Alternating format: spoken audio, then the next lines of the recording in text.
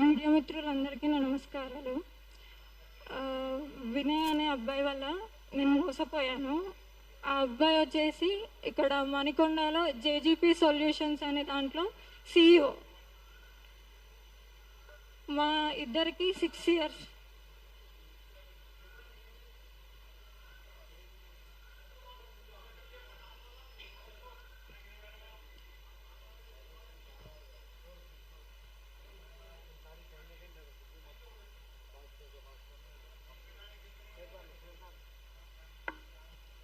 ఆ అబ్బాయిది జేజీపీ సొల్యూషన్స్ అని డిజిటల్ మార్కెటింగ్ సర్వీస్ మణికొండలో ఉంటుంది. గూగుల్లో అయితే మనకు మణికొండ తారానగర్ దగ్గర చూపిస్తుంది. ఆ అబ్బాయి నేను ఆన్లైన్ త్రూ పరిచయం అయ్యాను. అంటే జాబ్ పర్పస్లో నా ప్రొఫైల్ తనకి వెళ్ళడం వల్ల మా ఇద్దరికి రిలేషన్షిప్ అనేది ఏర్పడింది.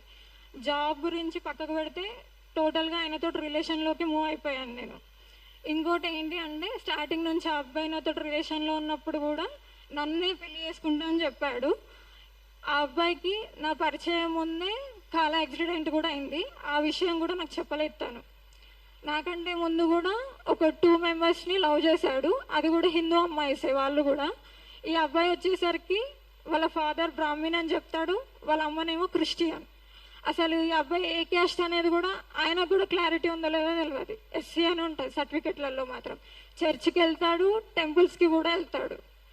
రీసెంట్గా ఇప్పుడు జరిగిన ఇన్సిడెంట్ వల్ల ఏంది అంటే నేను ఆ అబ్బాయి మీద FIR కూడా ఫైల్ చేశాను. ఎందుకంటే 6 years నుంచి నాతో రిలేషన్ పెట్టుకొని నాకు 2 times ఆ అబ్బాయి వల్ల ప్రెగ్నెన్సీ వచ్చింది. ఫస్ట్ టైం 2023లోనే అబార్షన్ చేయించాడు పిల్స్ వేపించి. రీసెంట్గా మిస్క్యారేజ్ అయిపోయింది నాకే.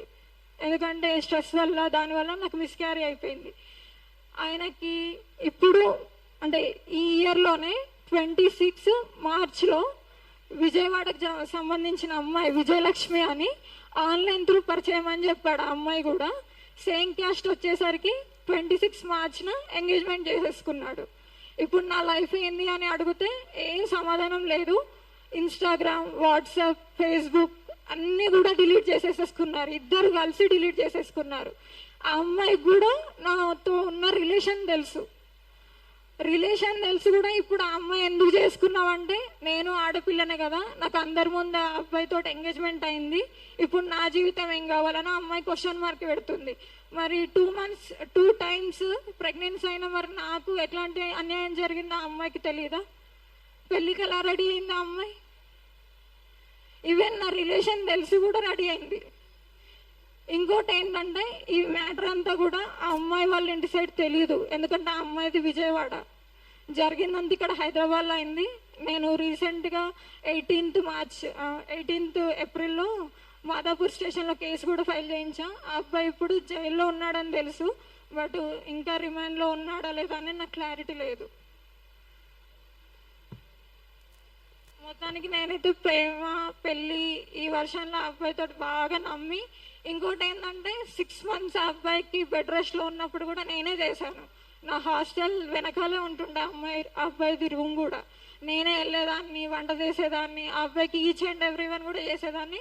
నా దగ్గర అమౌంట్ కూడా తీసుకున్నాడు. దగ్గర అది 3 lakhs వరకు అవుతుంది.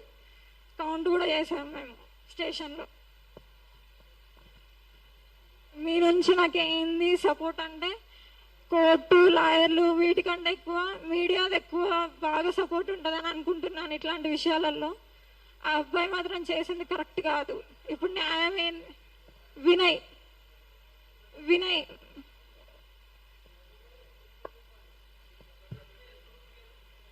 మాదిగ వినయ్ కుమార్. గూగుల్లో వాటిలలో వినయ్ జేమ్స్ అని ఉంటుంది. అఫీషియల్గా తను పెట్టుకుంది ఆ పేరు జేమ్స్ అనేది.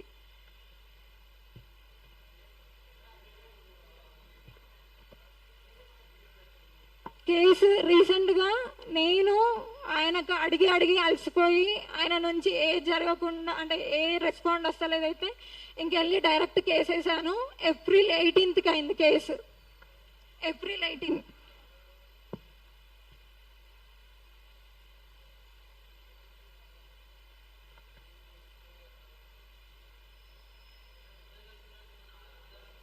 యా ఎవిడెన్స్ ఉన్నాయి నా దగ్గర.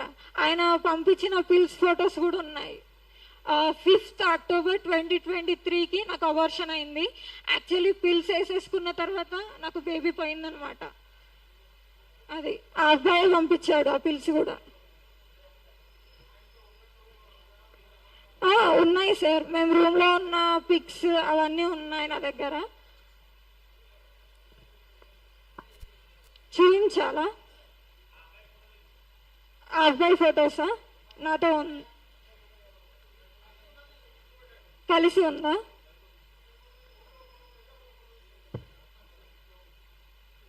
నేను మీకు ఫార్వర్డ్ చేయొచ్చా సపరేట్గా, ఇఫ్ యూ డోంట్ మైండ్? ఒకటి ఏంటి అంటే, ఆ అబ్బాయిది మార్కెటింగ్ సర్వీస్ కదా అన్న. ఆ అబ్బాయి ఆన్లైన్ క్లాసెస్ కూడా చెప్తాడనమాట, డిజిటల్ క్లాసెస్ అనమాట. ఈ డిజిటల్ మార్కెటింగ్ సంబంధించి చాలా క్లాసెస్ చెప్తాడు. ఈ క్లాసెస్లలో అమ్మాయిలు కూడా ఉంటారు నాలాంటి వాళ్ళు, అంటే గుడ్డిగా ఎవరినంటే వాళ్ళని నమ్మేసే వాళ్ళు ఉంటారు కదా. ఆ అబ్బాయి ఒకవేళ బయటకు వచ్చిన తర్వాత ఆయన ఏజెన్సీ ఏం ఆపుకోడు కదా నా కోసం అని చెప్పేసి. పెళ్లి చేసుకోవడానికి రెడీ ఉన్న ఆయన ఇంకొక అమ్మాయిని చీట్ చేయడానికి రెడీ లేడని నేను ఎట్లా చెప్తాను? బయటకు వచ్చి ఇంకొక అమ్మాయిని చీట్ చేయకముందే నేను ఈ ప్రెస్ మీట్ పెట్టాలని అనుకున్నా, అందుకనే పెట్టాను. ఎందుకంటే మీ ద్వారా జనాలందరికీ తెలుస్తుంది ఆ అబ్బాయి ఏంటి అనేది. ఫ్రెండ్స్కి, రిలేటివ్స్కి ఆ అబ్బాయి మొత్తం సాఫ్ట్ సైడ్ మాత్రమే తెలుసు. ఇట్లా ఒక అమ్మాయిని చీట్ చేసిండు, అబార్షన్ చేసిండు, ఇవి తెలియదు. రీసెంట్గా వాళ్ళ ఫ్రెండ్స్కి కూడా నేను చెప్తేనే తెలిసింది ఆయన ఇట్లా అని చెప్పేసి. వాళ్ళు కూడా షాక్ అయ్యారు. స్టేషన్కి వచ్చినప్పుడు చెప్పాను వాళ్ళ ఫ్రెండ్స్ అందరికీ. సార్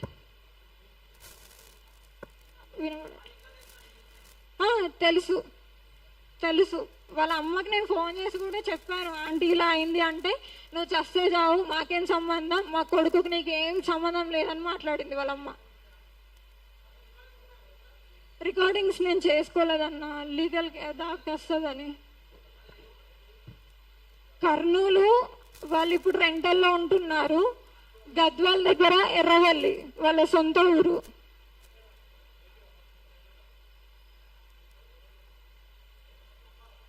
గద్వాల్.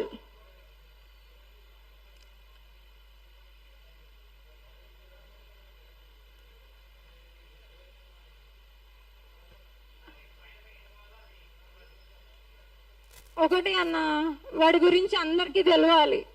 ఏంది అంటే, ఇంకొక అమ్మాయి నమ్మి నాలాగా మోసపోవద్దు. ఇంకోటి ఏంటంటే, ఆ ఎంగేజ్మెంట్ చేసుకున్న అమ్మాయి ఉంది చూడండి, వాళ్ళిద్దరు కూడా ఏం చార్జ్ చేసుకున్నారు నా గురించి అనేది నాకు క్లారిటీ కావాలి. ఎందుకంటే ఆ అమ్మాయి అన్ని తెలిసి ఎంగేజ్మెంట్కి రెడీ అయ్యి ఎంగేజ్మెంట్ దాకపోయింది అంటే ఆ అమ్మాయి ఏమన్నా వాడితోటి ముందుకెళ్ళిందా? మరి నా గురించి అంతా తెలిసి చేసుకుందంటే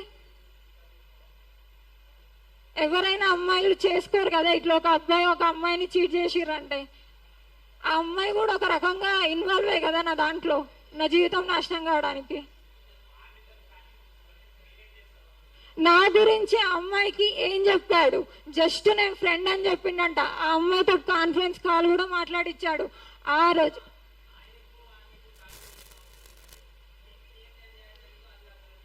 నేను ఒకటే చెప్తుంది, వాడి గురించి బయట అందరు జనాలకు తెలవాలి, అది నాకు కావాల్సింది. అరెస్ట్ అయ్యాడు, నేను పెట్టాను కదా కేసు. అరెస్ట్ అయ్యాడు, లోపల ఉన్నాడు. బయటకు వచ్చిన తర్వాత ఇంకొక అమ్మాయి ఇట్లా కావద్దని. బయటికి వచ్చాడో లేదో నాకు తెలియదు అన్న. 18th ఏప్రిల్ మాదాపూర్ PS లో అయింది.